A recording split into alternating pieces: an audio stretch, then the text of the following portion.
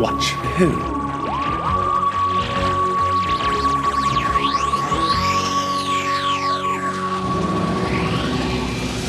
Hello, and welcome to Watch Who, a Doctor Who podcast. I'm Mark. I'm Sarah. And I'm a Doctor Who fan. And I'm new to watching Who. Watching for the very first time. Very first time. And this is the story of how we done a Doctor Who podcast about Doctor Who. And died. And died. Well, yeah, I wasn't going to say that. I wasn't going to say anything else, but okay, fine. Died. Yep, it's Army of Ghosts and Doomsday this week. I'd like to get straight into it, everyone. Yeah, let's just get in it. You happy with that? Because two-parter, series finale, they're always big ones to talk about. And I've got notes, and I think I need to go in order of notes so we don't miss anything. Did you realise it was the last of the series? Well, I mean, it's a pretty big cliffhanger. It makes you think it's not got... Yeah. I didn't know, but the story itself makes you realise it is, yeah.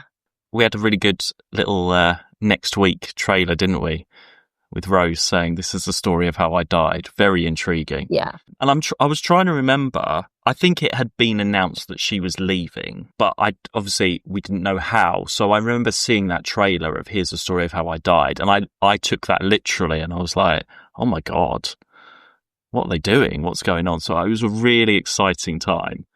I remember, because I haven't watched it since it was on, I must have watched, I don't think I watched the whole episode, but I think I remember watching it on a Sunday, because I think they used to do a Sunday repeat. Oh, I think they did actually, maybe on BBC Three or something like that. They did a Sunday repeat, so I remember watching it on like a Sunday. Yeah, I mean, it was event TV back then. Yeah, so I remember it was a Sunday afternoon, because definitely had Sunday lunch. So, like, I remember having a Sunday lunch in my belly. I remember, like, her going in and getting grabbed. And then I remember, like, the scene on the beach. I remember, like, just the last 10, 15 minutes of that episode. I remember, okay, this is going to be a little story time before we start, sorry, but this is my association. So part 2, I definitely watched at home. So I would have been home from uni then. But part 1, I was at uni. And I remember that day, boiling hot summer.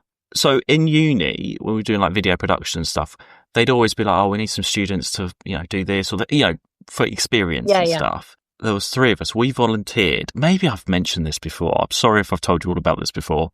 We volunteered to do some filming for a children's arts festival thing called at Waddesdon Manor, which is a big country house where Lord Rothschild lives. And I mean, they've used it to film that, like it's in Downton Abbey, the Crown, the Queen, all that. It's that kind of stately building. And he opened up the grounds. This was the first year where it was like all the schools in the area would come. They'd be like doing like little performances and things and activity. They opened the grounds. It was called Mad About Waddesdon. And we as students would be going round filming like the day, doing like a bit of a montage at the end of the day for these big screens, it's like festival sort of setup. And I think like, I don't know, Chesham Junior School Orchestra would be like playing Pirates of the Caribbean Suite while like, the highlights of the day would be coming up. So it was back in the day, big camera, I had the battery pack around my belt. I was doing the camera. There was a budget for this thing because we walked in and they were like, here's your like trailer. And it was a big trailer with the whole Avid edit system. So we had our own like trailer. So it was going out, getting clips, coming back, uploading it, putting this montage together sort of in real time to show out. And it was a really boiling hot day. And just quickly, there are 2 stories, which I'm sure I've said. So sorry, everybody, but 2 things came out of this. I mean, I could talk about Mad About Waddesdon for hours. 2 things. So one, there was us 3 doing all of that edit stuff and everything. And there were some other students from our course who we didn't really know. Actually, I'm going to name it. So Marika, I've told you about Marika, right? No, maybe not. Anyway, this Marika, she was in like the control thing. So what her job was to edit in real time the big screen. So the kids would be performing or whatever. And in concerts, the screens. And so someone would be doing a close up. So she'd be like, close up here, whatever. So she just had to sit there and do that. That's all she had to do, right? So the producer guy that got us in, he was called Mark. He was I think he was like freelance producer, and he worked on the X Factor at the time as well, so it was quite exciting. He was the guy, you see him in X Factor in the audition ones, he'd come up and like whisper in Simon Cowell's ear to be like, he'd be like the floor manager guy doing that kind of stuff. Anyway, so that was him. And this is like 2006. So while all this festival's going on, he's running around, in charge of everything, really, really busy. He had to go and meet Lord Rothschild because Cherie Blair was helicoptering in with her son to like see. So he had to go and like sort that out and everything. Yeah. And we were there, and we were all on like radios and stuff. And Marika was like, "I've worked 4 hours. I need a break." And he's like, "I'm literally just about to meet Lord Rothschild and Cherie Blair. Can you like hold on a minute?" And she's like, "No, I need a break." And we were like, "Oh my God." And then someone was like, "Oh, Marika needs a break. Marika needs a break." And so he had to stop and sort out something for Marika needs a break while he's in the middle of something else. And so after that, I was always like, "Oh, Marika needs a break." And professionally, I learned, okay, yeah, she probably had rights. She'd done 4 hours of sitting there going, cut. But sometimes you just need to wait for your break. Depending on what's going on, especially in events and stuff. Oh, yeah. Link, though. So I was friends with Marika on Facebook. Maybe I still am. Weird link. When I went to those Neighbours meetups in Manchester, right? Yeah, that was when we didn't know who was going to turn up. Random guy we were talking to, this guy Chris. Really nice. Chatted to him about Neighbours. He's the guy whose friend is Neighbours guy with the hard drive. He's the one who sorted that out and got me in touch with that's his friend. Right. Right. Oh God, right. And it said on Facebook, mutual friend, Marika. So when I saw him that time, I was like, "Oh my God, how do you know Marika?"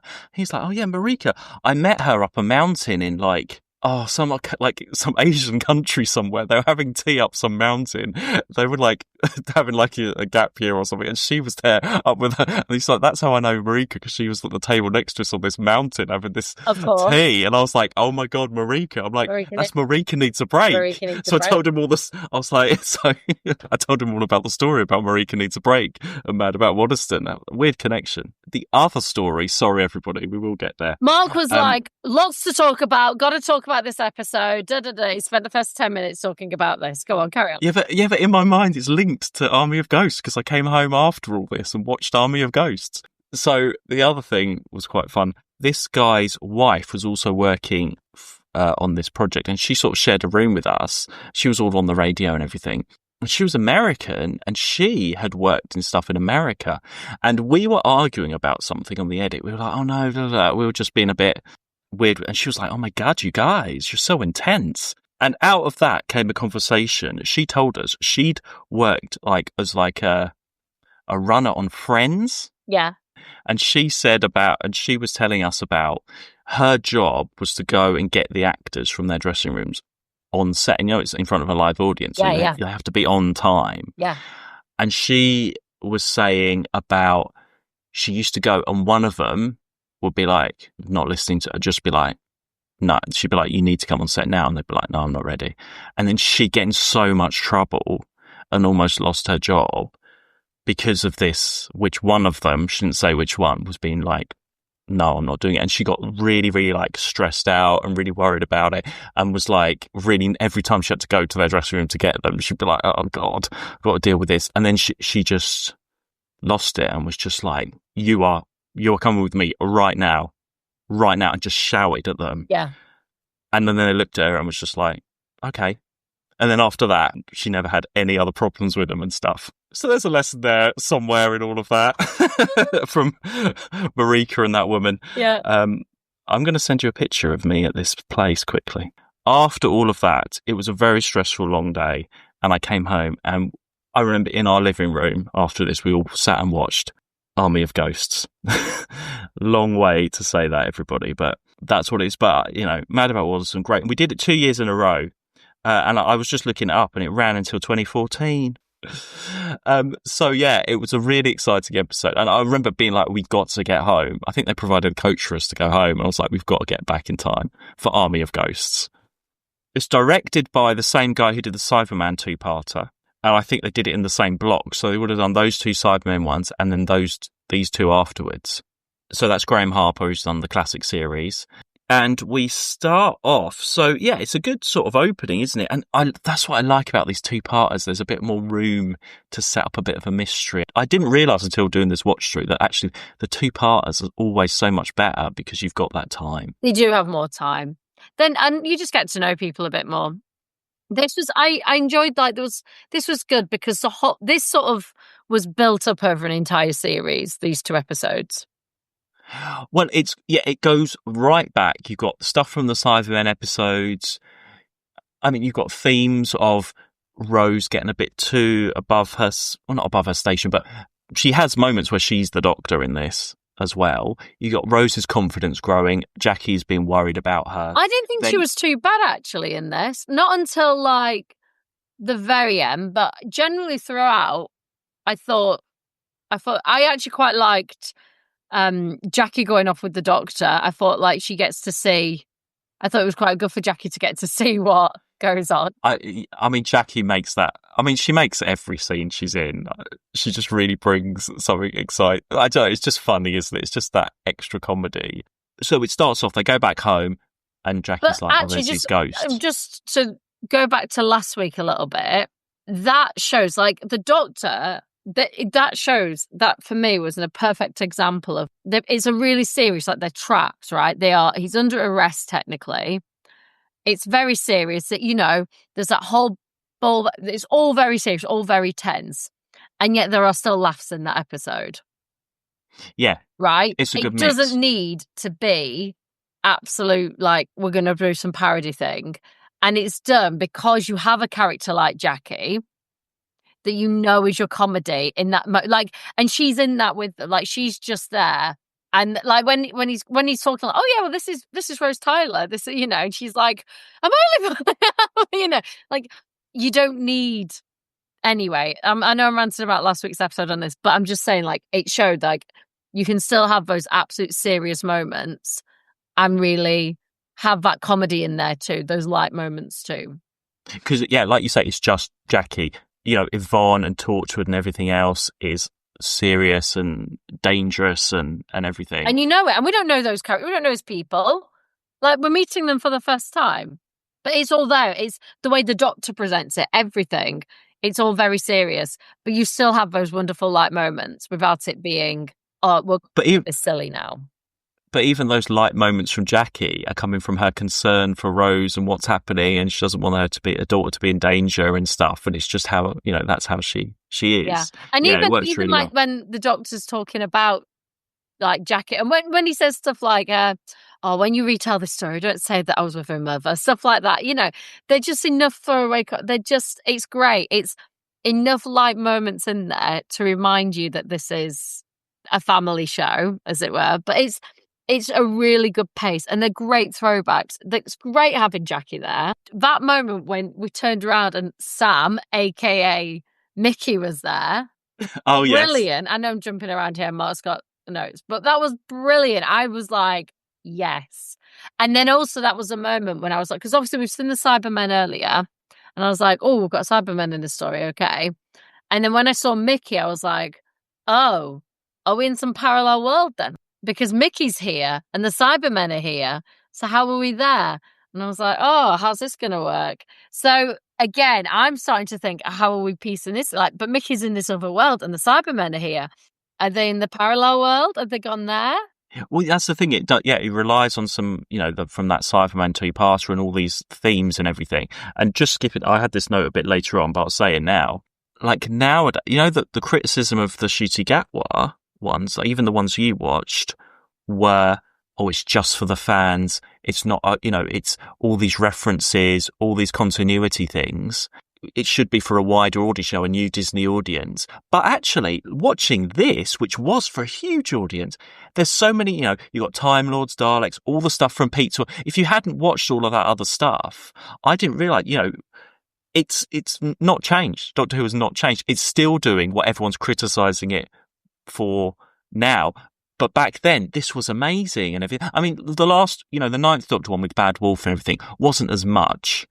it didn't have all of that continuity really, apart from like the Bad Wolf stuff. You could have just watched that on its own. But this, I feel like, relied on knowing a lot of You had to really have things. watched stuff this season to know what was going on. I mean, definitely the two big stories in it. Honestly, when he turned round, that was probably like the biggest spoiler of the episode for me. I was like, whoa, Mickey's here. And it's a great moment. He turns around, he's like, yeah, shut up. I'm like, she's like, because you think like, she's in trouble here. Also, because, you know, we're taught to like read psychic. Like, yeah, you're in trouble. You're like, this isn't going to work. You know, what's she going to do? Great moment. And to see that character. I mean, bear in mind where we left Mickey as a character. Well, yeah, Mickey / could have been Ricky, but not. Yeah. But where we left that character to where he is now, like he was on that path, but he's so confident. He's so like, it's brilliant. It's like a real like evolution of a character that we don't see. And then to see the Daleks come out, I was like, brilliant. Oh my gosh, we've got like the two biggest monsters we've had so far in New battling in this same universe. It's almost not even about, like, it's not about how they're going to save it. It's what they're going to do against each other. We're going to come to their talk in a minute, but in that moment, when you see the sphere open and you've seen all those Cybermen and then you see Daleks come out, you're like, whoa, yeah, okay. It's surprising Doctor Who had never done that before. They'd never met before. Yeah, absolutely. And then they have what I think, I'm sure is like some of the best dialogue ever, which is the Cybermen Dalek conversation. Oh, that's terrible. But for me is like switching off. I mean, like, it was funny. It was like, identify yourself. Oh, you, what was it? The whole back and forth. I was like, fucking hell. And you know me, I switch off at Dalek talk at the best of times. I know, but that's all for the kids, isn't it? That must be so exciting to see that. It was so much. And I think actually what was the best part of it, if I'm honest, is you're watching it and you do wonder who is the most powerful one. Yes. Yeah, because we'd seen one Dalek kill all those people and everything. Yeah. But then Cybermen. We know how many, and we know Cybermen can kill people, right? So we know they're both powerful things. We know they've both got elements of human within them. But actually, when they're one-on-one, and those Cybermen shoot the Dalek, and it's like, that one Dalek, and it's like, and then the four are like, no, us four will defeat. How many of you are there? Like 4 million? Yeah, us four will absolutely destroy you all. And truly believe it. And like in that moment, you believe it too. You're like, yeah, 4 Daleks could absolutely destroy all these Cybermen. And it was nice to see the Daleks because actually, I mean, I know we get a bit like, oh, Daleks again, but we haven't seen the Daleks since last finale. No, and they were done in such like a cool way. They were done in a really, Daleks can be overused. We've had them so much. It was all done in, like, to see the Cybermen move great. The Cybermen costumes are really good.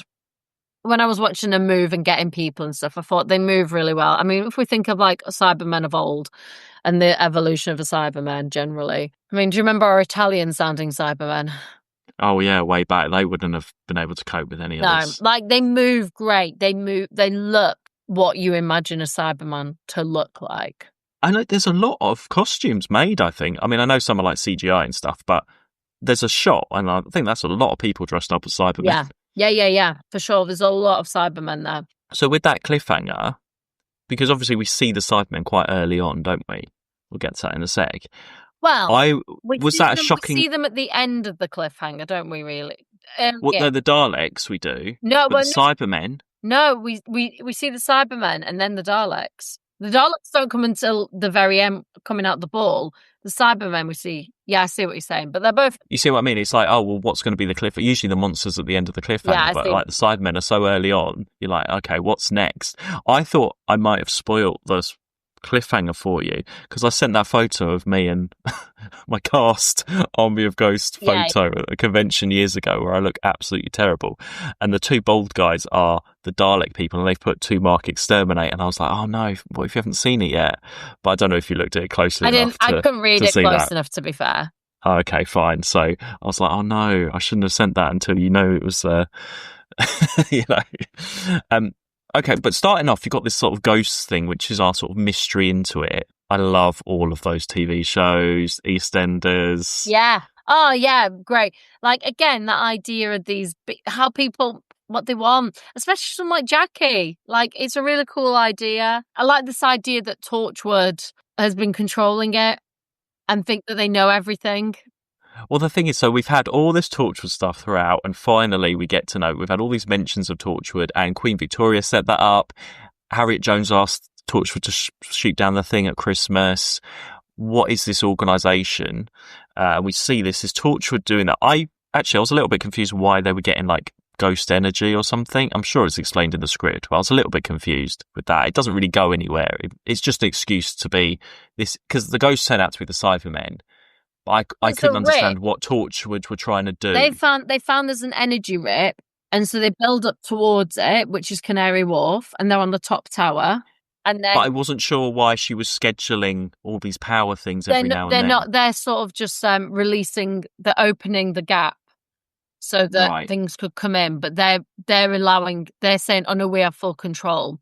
We're letting them in and out, so we have full control but not realising what they are. They're just allowing them in, so they're hoping they can study them and stuff. So obviously the Doctor needs to investigate that, and he does that in the little playground really near you. Yeah, I know. Location watch. Super near you, all that happened. And yet we get to see Torchwood. Well, this is Torchwood 1. So I think the idea is that there's different Torchwood setups all over the place. So this one is run by Yvonne Hartman, played by Tracy Ann Oberman. The only thing is, though, this is where my mind goes. I'm like, where's Unit? Because Torchwood are like bad Unit, basically. Or Unit without the morals. Yeah, but it's weird. We just don't have any mention of Unit at all in all this. Because you think all that alien technology and everything, obviously Torchwood know the Doctor and stuff like Unit would do. But you think that's what Unit's job is, to do all of that stuff. But Torchwood seems to be this... Well, Torchwood seems to be under the Crown. Under the Crown, because Queen Victoria set that off because she was like really pissed off that the Doctor and Rose were like, well, taking the piss out of her the whole time. That's why she set up Torchwood. She's like, no aliens at all. And I feel like this Torchwood would actually be an organisation sort of set up nowadays and probably get through. It's that kind of organisation, isn't it? To be like, nothing at all. If it's alien, we need to just keep it under. Like, even the Doctor is like under threat from them. But they know, obviously, how powerful he is, I think. And it doesn't take long for him to persuade Yvonne.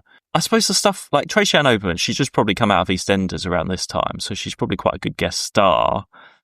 I feel like she was a little bit over the top. I didn't like all that clapping and everything. I thought that was a bit cringe nowadays. And obviously those sunglasses she puts, it's sort of all a bit dated. Some of that stuff dates a little bit, I feel. I really like the little side story that goes on. Couple of the season.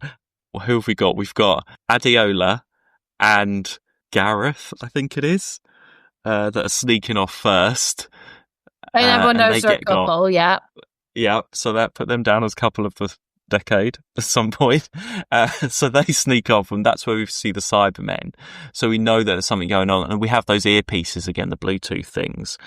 So poor old Adiola, like Gareth, and then I think it's Matt as well, and Matt is in that photo with me at the convention. I thought he had more to do, actually. I think when I had that photo done, I hadn't seen this episode for ages. I thought it was more of a main character. At Torchwood, we also find out that there's this sphere thing that they've found, and they don't know what's going on. So we've got Dr. Raj looking at that as well. And I think he was in EastEnders as well at some point, that actor. I don't know. I feel like a lot of people have probably been in EastEnders at one point or another. So we've got all of that going on. And as you say, I love... Jackie is on board the TARDIS. I love that shot of her just sitting up high on that. Lovely scene between Jackie and Rose. And that's where Jackie's like, oh, you're sort of turning into him a little bit. You've changed so much. For the better, I suppose. Mum, I used to work in a shop.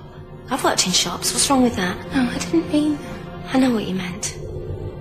What happens when I'm gone? Don't talk like that. No, but really... When I'm dead and buried, you won't have any reason to come back home. What happens then? I don't know. Do you think you'll ever settle down? The Doctor never will, so I can't. I'll just keep on travelling. And you'll keep on changing. And in 40 years' time, 50, there'll be this woman, this strange woman, walking through the marketplace. on some planet a billion miles from Earth. She's not Rose Tyler. Not anymore. Lovely scene, great between mother and daughter, apart from the fact that it's all shot bright green faces. That blimmin' green light in the TARDIS again ruins it for me. I'm sorry. I wasn't a fan of that scene. Oh, do you know? Well, it's showing we know something is going to happen to Rose. We already know. It's building on that, isn't it? I don't know. I just thought it was... I think I'd be a bit pissed off if my mum said that to me. Well, she's looking at... She knows how dangerous stuff can be. Jackie's But I been think around it's in more that her stuff. insecurities than like...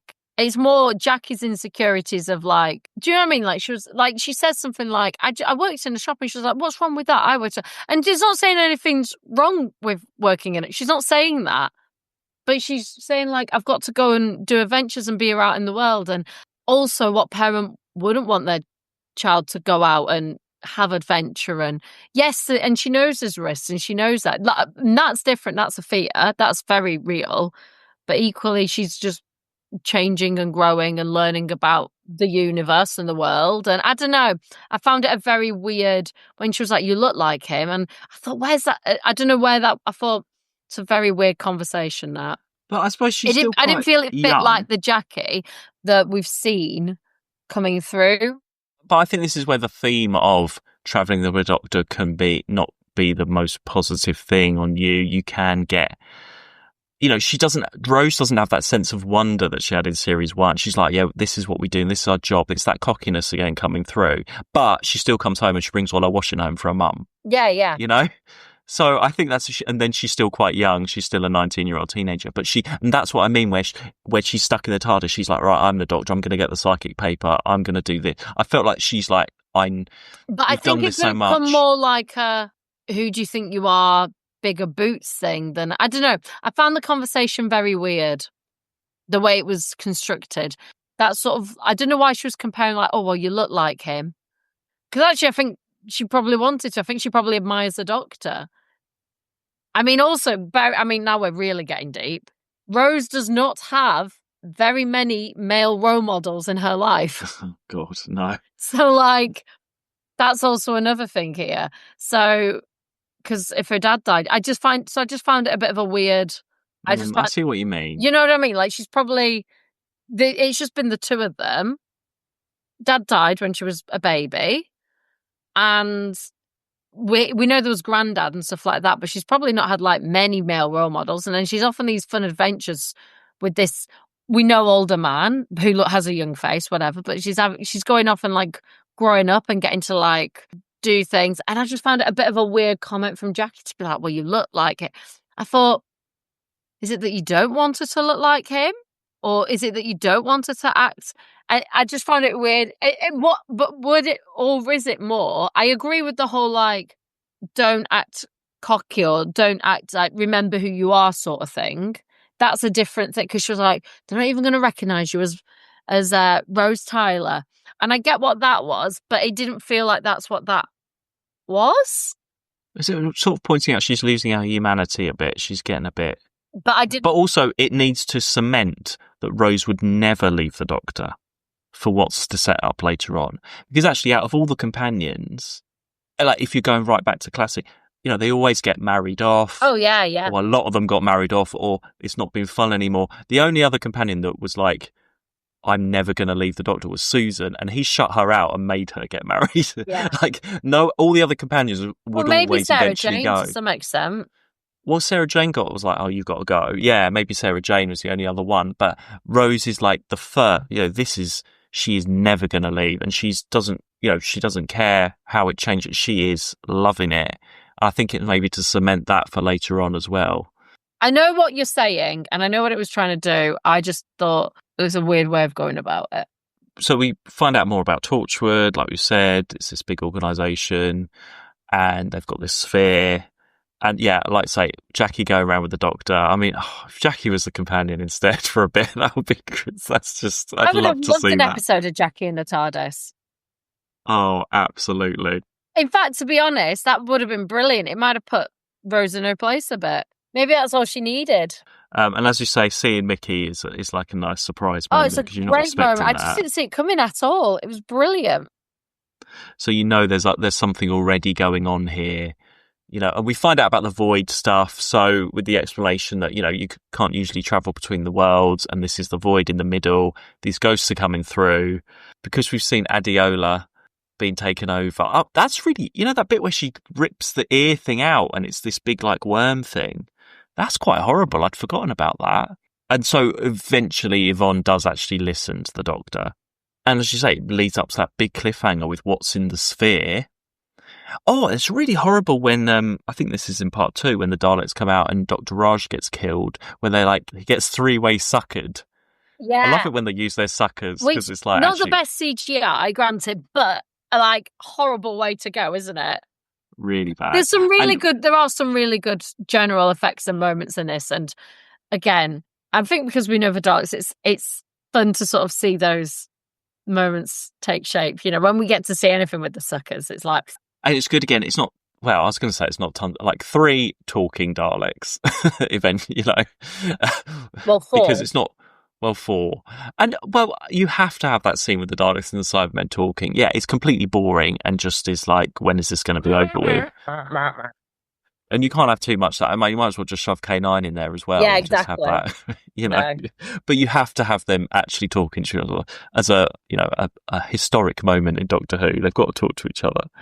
And then we have that cyber battle. So we get, I guess it's Torchwood or the Army. Actually, no, it's probably the Army, because they're taking over the world. All the Cybermen are the ghosts, have taken over and turned into Cybermen. Thousands and millions of Cybermen have come through from the other world. And I think the bit with the soldiers fighting, it looks like that's on the barrage down the bay. That looks like that bridge bit. I could see actually, yeah, sort of buildings in the background. I put that down as the barrage.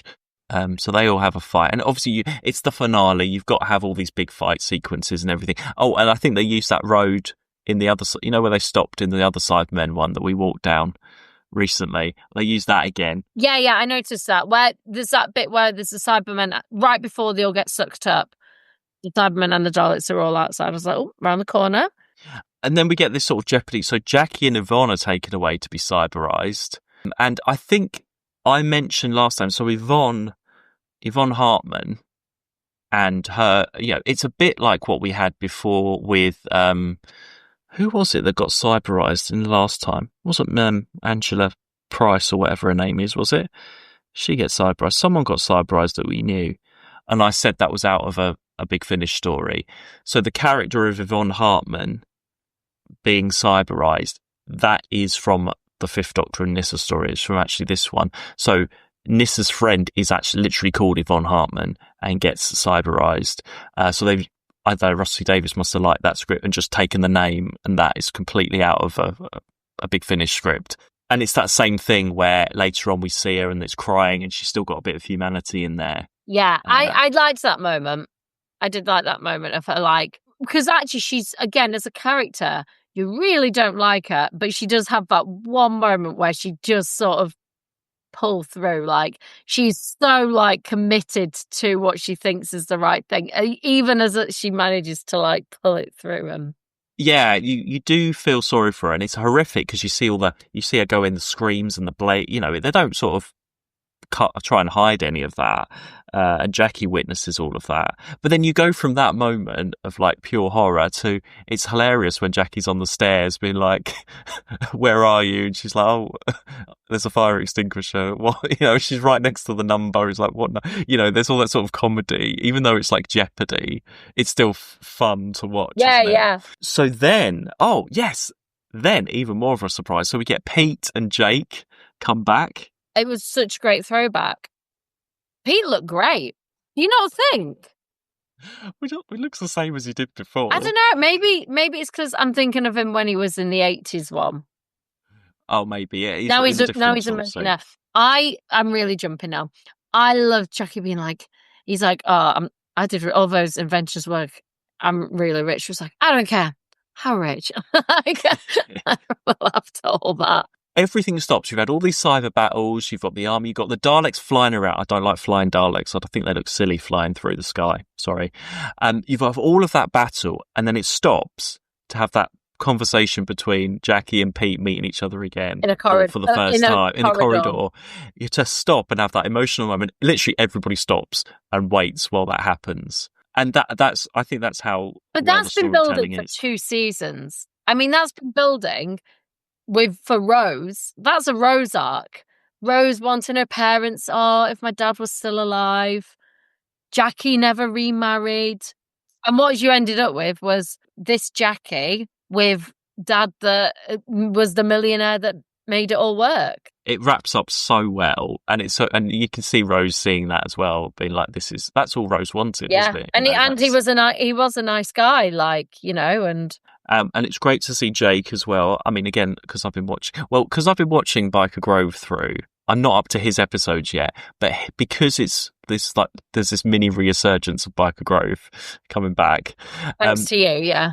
He's got a Biker Grove podcast, so he's interviewing all the cast that used to be in it and stuff at the moment. It's on YouTube, everyone. It's called, I can't remember what it's called. Something like Back to the Grove or something like that. Anyway, so I've been watching a lot of him recently doing that.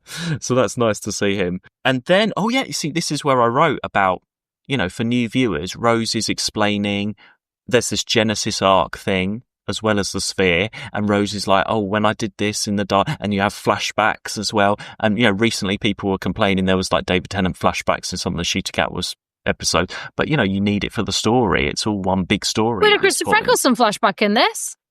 Oh yes, yeah, that was nice to see him. And then it turns out, and again, it's all this Time War stuff. We're going back. We haven't had any mention of Time War, have we? Really, for a while since the last finale. And yeah, it's this arc, which is a Time Lord prison, millions of Daleks spewing out. I don't really like that. I think that CGI doesn't look great, and as I say, I don't like them flying around. Do you know what? I liked that prison. If I was like, that's like a mini TARDIS and it's shooting them out. I liked that. I thought it was I liked the Doctor being like, what are they on about? What are they on about? Like Time Lord technology, what are they on about? And then when he clicks, and you as an audience, because the TARDIS is bigger on the inside, you're like, yeah, I don't know, I quite liked it. I like this idea of them like shooting all out. I feel like the Daleks are less powerful. Oh no, or less scary. Oh no, but they're not, I suppose, if they're flying around. I feel like a Dalek going along a corridor and you're trying to run away. It's just relentlessly going, and you're it can fly upstairs slowly, but I don't like them whizzing around up above the sky like aeroplanes. I just think it just cheapens them a bit. There's something about it that I just don't like, and I wish they didn't fly like that. That's just personal opinion on Dalek flying. Sorry. There we go. Marcus said it. The Cybermen don't fly, do they? So I don't know. It just cheapens it. They just look like drones attacking or something. They don't seem as like powerful things. They're just, I suppose they are an army of, Anyway, I'm talking contradictions now, so I'll just leave it. I'm not a fan of the battle scenes, but obviously you can put Jackie and Pete down as maybe couple of the decade. We'll remember them now as well because they get together. And then another Tyler on the way. So, and then really it's sort of crunch time because to get everybody back to their parallel universe, basically the Doctor has to shut everything down, and this is where the drama ramps up a bit because the Doctor's like, right, everyone needs to go to this parallel universe. They'll be safe. Everyone goes back. We'll save this universe. He's like, yeah, Rose, off you go.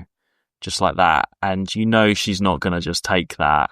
And obviously Jackie now, because we've had that moment, she's probably happy to go to Pete's World, as it's called. How are you thinking this was going to go? I mean, obviously, I suppose you've seen it, haven't you? The bit where she gets like sucked back into the void and everything. But it was always going to go that way, wasn't it? I mean, like I say, she's never going to leave the Doctor. Something like this would have to happen. It has to be a parallel universe. There has to be a rule. There were two things I think that towards the end when he was like, yeah, you're going to go. And she was like, no, I'm not. And then when she comes back, she was like, he's not doing this again. And she comes back. I was like, for God's sake, just go, woman. I was literally like, just go. The other time that I got really annoyed with her, I'm like, all right, she's there and she's doing it. And then, the thing goes back. So she goes to push the lever back. And then she's literally flying it into the void. And you think she's going in. She knows she's going into hell. It has been described as hell. And by chance, her dad comes, pushes a button, grabs her. Great moment. Takes her back. and she's screaming at that wall like she's been stolen. And I'm like, love, you were flying into a void of hell. Like, if that had, you weren't like taken from a wall where you were safe. You were literally going into hell, and you were saved.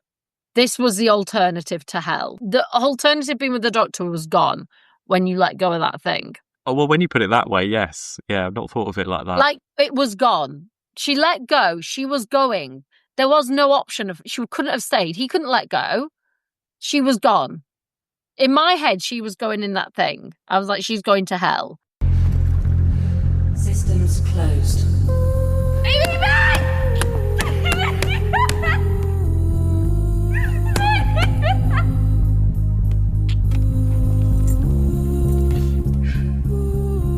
This stopped working. He did it. He closed the breach. I thought it was going to be her, like, living, because I'd sort of forgotten about it. Do you know, like, I just remember this sort of end bit, but I'd really forgotten about it. I thought she was going to go in and it was going to be some, like, really, like, barren land, and then it was going to be, like, Cybermen and Daleks, and it's just basically, like, her, like, living some existence, like, as a solo, maybe a few, but just otherwise just very few humans, and it's just her living there. That is a grim ending. Absolutely, yeah, and that's how I thought it was going to be that, because she's just going in. That's horrible, right? And actually, she's going to be at least with her family, so she's just not with the doctor.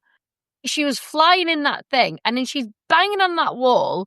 But I can't remember what she was saying, and I was like, "You are great. Take me back. Take me back." I was thinking, take you back to what? You were flying into a hell. Like, what is wrong with you, love? Take you back to what? You were not with the doctor. You'd let go. You were going into that void. I had no time for that. I mean, it's a really emotional moment. Woman. Okay, but it's acted really well with the way it's directed with them either side of the wall. Yeah. The only time, I'm going to be honest here, the only time I got emotional was, so they have the whole thing, and it gets to the beach, and it's when Jackie runs up to her at the end. That's when I got emotional. All the way till then, for me to feel emotional. I think it's when you see Jackie, because Jackie's been so, like, I think it was just seeing, like, Jackie seeing her like that and just running for her daughter. And that made me emotional. That got me a bit. And then you turn back and it's a doctor. He never got to say that line to her. And you know what he was going to say. And it doesn't happen. And then it's not even that he didn't say it. It's when Jackie starts running to her for me. And then you turn back and the next scene is like him in the TARDIS crying. Yeah, I mean, I think I cried on the first watch on the beach scene, but not this time round. I think I did find it very emotional first time round. Because it's a big thing, because that's not just Rose leaving, that's Billy, who has been one of the biggest star from the revival so far. And with her leaving, this is all the original cast now gone by series 2. It was a big thing because she was Doctor Who. It's bigger than the Doctor leaving in some ways. That it's all of them. They're all in the void now. They're all together in the void, but with Pete and all that and the thing is, it is nice. They have a nice look. There's another Tyler on the way. They have this nice life. Part of me's just kind of like, love, do you know what? Find a way to go and live your life and enjoy it. I kind of wanted him to say that to her, go and live your life and enjoy it. Well, so there's the bit with them on the wall and you're like, this has happened. We've been told that it's permanent. Fine. And then when she wakes up in the bed, that bit, I was so confused first watching that. I was like, oh, don't say it's all been a dream or some weird thing. Like, I had no idea where it was going, and she's telling them by firelight, she's narrating and they're driving. You're like, what is happening? I was so confused at that moment. And then, yeah, between the Doctor and Rose, the I love you bit, never been done before. I mean, if not even Sarah Jane got that far. Well, he never did say it. And part of me wonders whether he knew he wasn't going to say it. I think he knew he was going to burn. I don't think he could ever say so. That's not really the Doctor to do that. I don't think. And that's sort of the tragedy, the Shakespearean tragedy of it all, isn't it? And the location-wise, Bad Wolf Bay, that is, that a lot of Doctor Who fans go there. I don't know if you've been there. Sotherdown Beach, Bridgend. No, I think I'm going to go though. It looks really nice. I think it's a really nice place to go. So, and that's used, again and again, as well. So yeah, that's a big one for Doctor Who fans to visit. Actually, the only bit, even in that emotional bit, which I didn't realise first round because I was probably crying, where the Doctor's like, I'm burning 2 universes at this moment, and Rose is like, so?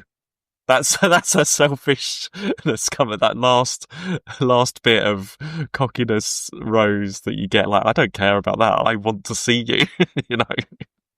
That's the teenager of her still coming out. And yeah, Jackie's going to have a baby. That's nice. And Mickey, she ends up with, well, but you know, they're not the Mickey's same with people as they were.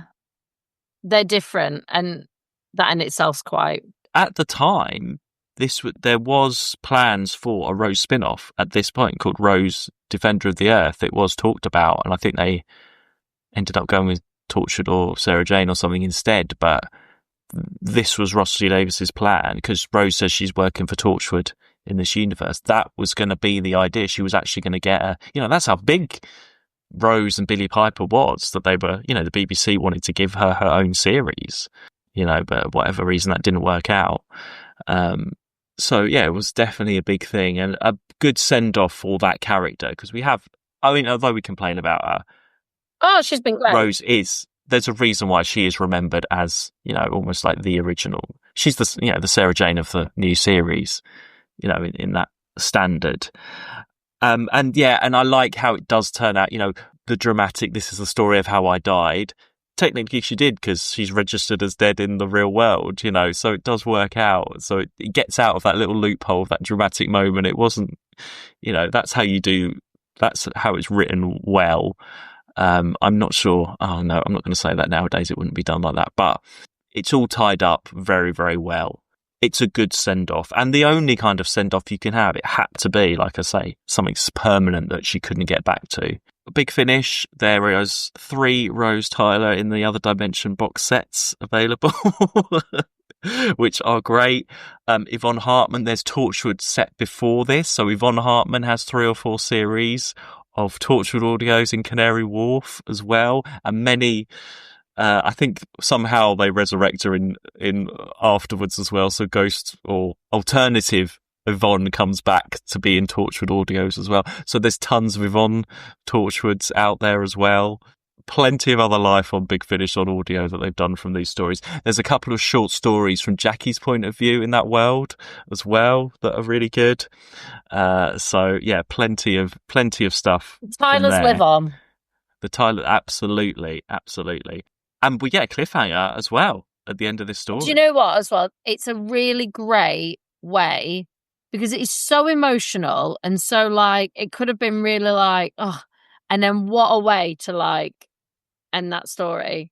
So, like, there's a bride in that. It's Catherine Tate. But, like, there's a bride in that. How is she in the TARDIS? What? Like, you know, brilliant. That was... totally unspoiled. That was a surprise for everyone. I think even like the preview copies didn't have that ending and stuff, and she was sneaked in, top secret. Nobody had a clue until that was broadcast. Love that. And what a moment. Because you see the sort of background. And at first I was like, is that an Auton bride? Yeah. You know, I'm like, what is that? When I first saw it, I was like, what? Like, and you have to, and it doesn't wallow. It's also, you sort of have to have something like, because if it was just sad and it finished, oh, Doctor will be back, you're like, oh, but this is like, Doctor will be back, and you have to just move on. Runaway bride, yeah. Rose is trapped, sad, but we move on. The Doctor moves on. The Doctor continues. I'd forgotten actually how good this two-parter was, because we loved last season's two-part with the Big Brother stuff and everything, but it stands up. They're both really good. They can do this finales is really good. well. Yeah, it is really good, and it's really strong. You really know the characters by now as well, and so you really, really know them. I really liked how it tied really well into the season arc, how everyone came back. So next there's the Runaway Bride, but before that we have a Oscars. Well, we have a Oscars. And then, because we're doing broadcast order, we are doing Torchwood Series 1 first. What? Oh, Mark! So this was, we're doing it I've done it so we're in broadcast order. And also, it's important to do it in broadcast order because they do tie into each other. So we're going to find out Torchwood, which I'm so excited about because it is a completely different tone. This is adult Doctor Who, if I could call it that. And you have We're not no doing idea, Doctor do Who you? for a bit. So we're not doing Doctor Who for a bit. Wow. But obviously it's the worlds of Doctor Who and some characters we're going to know and things we're going to know. But I'm so excited to see what you think of this because it's a very different tone. And I can't believe they did some of this for a show that's a family show to decide, okay, we're going to do an adult late night version. It's the late night Hollyoaks of Doctor Who, isn't it, really? Torchwood. But we'll talk about that after we've done the Oscars and get into that. But I'm very excited for you to see Torchwood. Are you excited? How many episodes is it? Well, don't tell me. Don't tell me. It's a full series. And also, for Location Watch, it's actually set in Cardiff. So Cardiff is Cardiff as well. But obviously after all this Torchwood stuff, great for this series arc, but also, in the back of their mind, they're like, this is going to be the next spin-off. So, they've obviously planning all of this. And it's so early on. Doctor Who's had 2 series and it's such a success that they're already doing a spin-off. That doesn't usually happen. Normally it's years later, isn't it? Usually it is Torchwood, everybody. I hope you're all excited as well. Yes, I am. It's been a while since I've seen that series as well. So, but first it will be the Oscars, everybody. So, keep an eye out on Patreon for the votes. We've already started a bit of a chat with our Patreons about who we should nominate and such, so that is going on. So we've got some ideas from Patrons. Thank you. Please let us know. And our video of the judges discussion pre-Oscars ceremony will be coming out at some point, and we'll let you know when to vote and all of that stuff. So because the Runaway Bride as well, I'm thinking, it's more sort of part of series 3. Because that makes sense, because we did Christmas Invasion at the beginning of this one, didn't we? So Series 1 didn't have a Christmas special, but Series 2 has. So the Christmas special starts off each series in that way, I think. So, yeah. Great. And also, I don't know, I'm just thinking out loud here as well. I don't think we'll do any sort of Oscars stuff for when we do spin-offs. We won't do a Torchwood. They're not going to be included in any of that. We will just do those as they come up, the spin-off stuff. So we'll only do Oscars for... Oh, we can't do a Oscars Torchwood special. No, it's not really, no. So I don't think we'll do that. There we are, everybody. Another series. Gosh. Done, and goodbye to Rose. I mean, she wasn't actually in it that long when you think about it, but she made a big impact. And here's on to Torchwood. Follow us on the socials in the meantime to keep up to date when I do update the socials at 2WatchWho, and our Patreon is at 2WatchWho as well. So... welcome to many new members as well, that we've had a few new members recently. Hi. And we'll see you very soon. Bye. Oh, how are we gonna do this? Oh my God, the void. No, no, it's all right. I was going to do a whole void thing, but no, let's stay in this universe. Let's stay here. It's done, Mark. Yeah, Rose is over there. She can stay. See you later, everyone. Bye. To watch who?